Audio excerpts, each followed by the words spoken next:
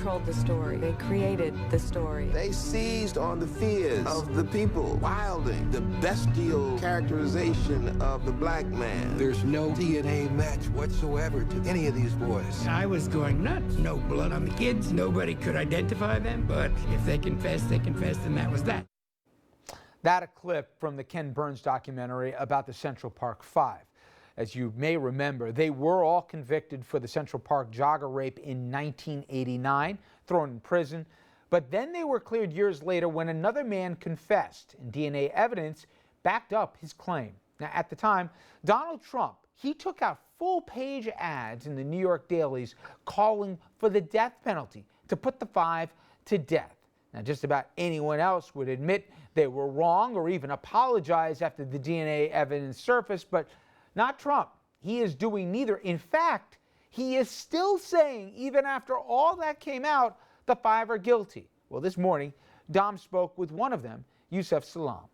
Yusef Salaam, thank you for joining us tonight. As you look at this presidential campaign, do you still want Donald Trump to apologize? You know, I definitely would appreciate if Donald Trump apologized, because I felt like him apologizing would show the human side of him. But do I think he's going to apologize? I don't think so. I don't think he's that kind of person. He walks around with this kind of affluenza mentality. The reality that he probably is living in is that he's infallible and makes no mistakes. You kids spent your formative years in prison, branded as rapists, and Mr. Trump's own words, his own words, point to sexual assault on his behalf. Do you find that ironic? Absolutely. I mean, here it was, you know, I was listening to a video a video interview of his that he produced after he took out the full-page ads in New York City's newspapers. And he says, you know, me taking out those ads was one of the most positive things that I have done, you know. And I'm like, this person called for our death. This person said, you know, we need the death penalty to be reinstated because these guys are the worst of the worst. What he did caused us to become even more of a pariah, because a person like Donald Trump, a common citizen, a private citizen, taking out his own money, calling for the death of some individuals who were accused of raping a woman. Now, mind you, we were accused and we hadn't had our day in court yet. And so what he was doing essentially was he was causing us to have a social death. He was causing us for the media and the public to lynch us in public before we even had our day in court. We were essentially, because of the color of our skin, we were guilty and we had to prove ourselves innocent. And we're still going through that same process right now. Senator John McCain acknowledged Mr. Trump's, quote, outrageous statements about the Central Park Five. Now, Mr. McCain used a word to refer to you guys that Trump never has, and that word is innocent. Do you think that Mr. Trump will ever admit he was wrong? No, not at all. I highly doubt it. We've been holding out and hoping that, you know, when the film came out, it was like already beyond the time that he could have already said that he was wrong. Because in 2002, the truth came out. Yusef Salaam, do you consider Donald Trump a good person? I don't think so. I mean, he's already shown to the greater American society that he is not a good person. I've heard that even some of his friends call him a slimeball. Yusef Salaam, you have relocated from New York. Is that for a fresh start? I read in the Washington Post that at times you feel like you have to look over your shoulder. You know, I relocated from New York because I felt like I needed to be in a place where the money that they gave us was going to go farther than it would have gone in New York City. I have a pretty large family. It was sort of a fresh start for me. But then at the same time, when Donald Trump, as he's moving throughout this presidential campaign, campaigning to be the president of the United States, still continuing to spew this rhetoric, I'm looking on Twitter at his supporters, and it's very, very clear that they are not concerned with any truths. They are only concerned with what comes out of his mouth. And even though you have clear examples from himself, where he's saying, man, hey, you know, these ladies will let you do whatever you want to do. You know, I walk up to them and just grab them by the, you know, and of course I don't curse, but you know, sticking his tongue down women's throats and things like that. I mean, what the heck is going on here? This is a crime. And I close this way. Would you like to meet with Donald Trump? You know, I think that something good can happen. And what good could happen is this. Instead of me meeting with Donald Trump, I think that just like the Central Park Jogger was on the Oprah show, I think someone should be able to bring the Central Park Five and the Central Park Jogger together. And not if she doesn't want to. I mean, I don't want her to relive this atrocity ever again. You know, but there has to be healing. There has to be some kind of level going on. Because, I mean, she was victimized twice. She was victimized in the first way because she was raped and left for dead. And then she was told that the people who did this to her were in jail. And 13 years later, she finds out that that truth that she thought was true was actually not true. Worst thing in the world. And I mean, on the other hand, they should bring Donald Trump into the fray because he was institutional in being the fire starter to cause the people of New York City to galvanize against us. We received all kind of hate mail, all kind of death threats. People sending us letters like 30 years from now, some of us will never forget. And maybe the one time that you don't check your back is the one time that somebody might just be there to say hello. So I can't really live my life in fear. You know, Tom, the one thing, and I remember that vaguely, obviously I was young, but both that story and the birther one, Trump didn't care where Obama's from. Trump didn't care about these five. It was a promotional opportunity. And I remember it at the time. Yeah, I remember those full-page ads, you know, basically fry the kids, right? Nobody remembers that because it's just a clever little publicity stunt, but it came with consequences. Right, but it was a publicity stunt on his part.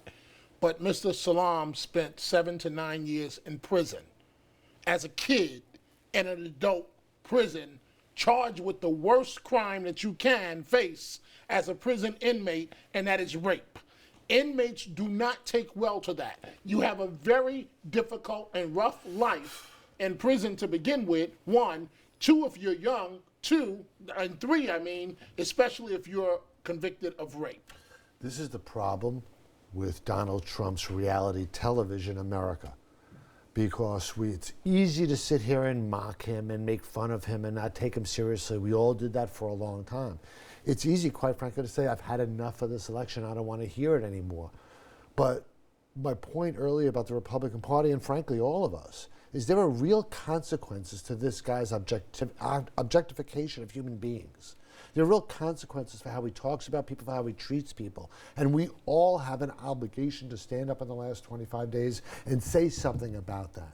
We all have an obligation to do that. And I think Scott's right. I think the spread, the margin, as soon as he wins, it's going to matter, not just for the electoral head count, but to say where we are as a country. But I was just thinking, as I was watching that,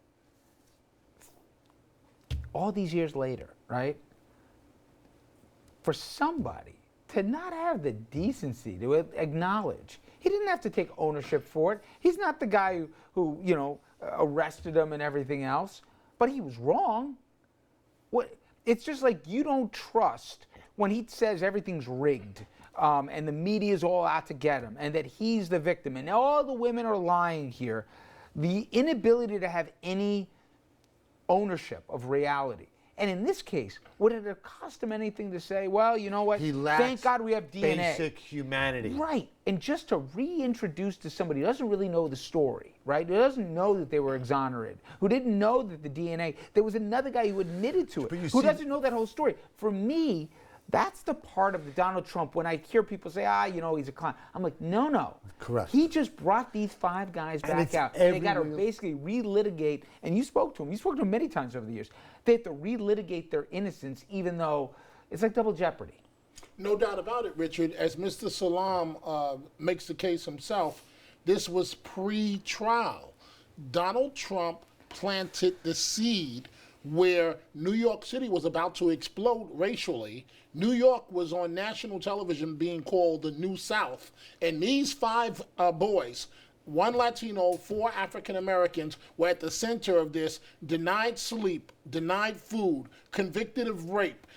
They were called the Wolf Pack. I know you remember it, and I know you remember it as well. Remember? And the Wilding and so on. And I'm glad you brought up for people that may not know. It was perhaps one of the worst times in New York City, and Donald Trump played a center role in all of it.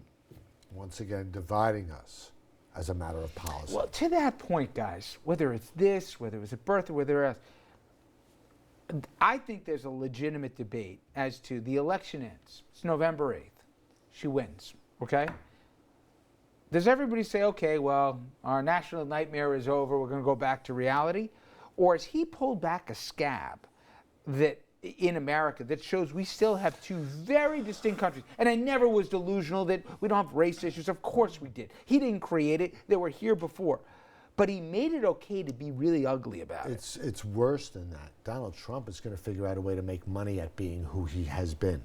He's going to figure out a way to monetize So you think there's a real market there? Well, clearly there's a market. There are millions of people who are still supporting him. And we could be uncomfortable with some of the issues that Hillary Clinton raised. But again, it is why it's important that we all stand up on principle now against politics of division, against politics of fear, against homophobia, against racism, against this misogyny that's engrossing his campaign. It's exactly why, because there are millions of people who are going to be tempted to support the ugliness of what he represents. There's two schools of thought when things are really bad. I could have made the argument that Obama walked in 2008 to a bleep show, okay? We were on the verge of, forget about a recession, it could have been depression. We didn't know if we were going to have a stock. All those things we all remember. I don't have to relive it. But that also was an opportunity where you could do real seismic change. You could push things through. Nobody wants to inherit that on day one, but it gives you basically a bully pulpit to really try and, it can't get worse, right? Assuming Hillary Clinton wins in November, when she takes office, will she have an even more polarized Congress in America to deal with given the ugliness of this campaign? Or will people just exhale and say, as long as you're willing to deal with the other ones, we're up for trying something different given the dysfunction for the last 6+ years? In my opinion, Richard, we are in serious trouble politically as a country. Not because Hillary Clinton is about to become the first woman president, but for the reason you just stated or alluded to. She is going to face tremendous political troubles trying to pull the parties together as the president of the United States. And just for Mr. Trump, you mentioned after the election. See, for him, it's a show, it's a game. Yep. It's a media opportunity. Right. But I just want to say this one thing, Richard. We have daughters. You and I have daughters. What happens when he's gone and making millions off the new Trump network, and some bozo walks up to a young lady in the bar and says, I can grab her private parts? What happens then? He's going to get arrested. Let's hope. I got to hit a break here. Guys, thank you. Now, coming up next, First Lady with an epic takedown of one Donald Trump. We're going to play the speech. If you haven't heard it, trust me, you'll want to, what Michelle Obama had to say.